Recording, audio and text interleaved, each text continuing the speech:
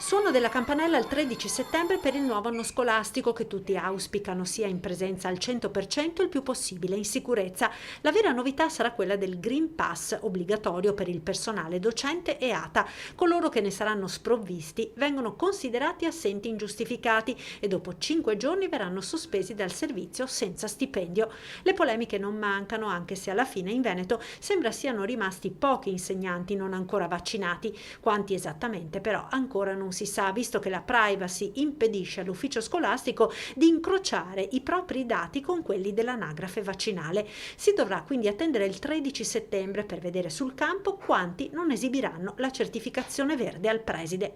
Sul fronte organici, dopo le 4.000 nomine in ruolo di questi giorni e le 16.000 supplenze che dovrebbero arrivare per fine mese, l'anno scolastico dovrebbe cominciare a regime, stanziate dal governo risorse sia per organico aggiuntivo che per gli spazi necessari a garantire il distanziamento. Il ministro Bianchi ha messo a disposizione risorse anche per il Veneto per risolvere il problema. Abbiamo oggi circa 1200 classi in tutto il Veneto mancanti, ovvero la composizione delle classi è magari di 24 ragazzi, pensiamo alle scuole superiori, 22, 24, 25 ragazzi, i distanziamenti nel luogo fisico previsto non sono rispettati e quindi c'è bisogno di andare altrove a recuperare delle classi. Vuol dire anche avere messo delle risorse per moduli che pro tempore possono diventare utili per le classi o affittare altri luoghi. Sul fronte trasporti, le prefetture sono al lavoro per risolvere le criticità emerse alla fine dello scorso anno scolastico. Il CTS, perché noi dipendiamo dalle regole nazionali, non possiamo inventarle noi in salsa veneta, diciamo così,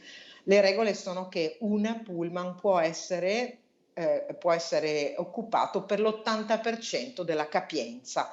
Questo pare essere sufficiente nei calcoli che le prefetture hanno fatto per garantire il trasporto.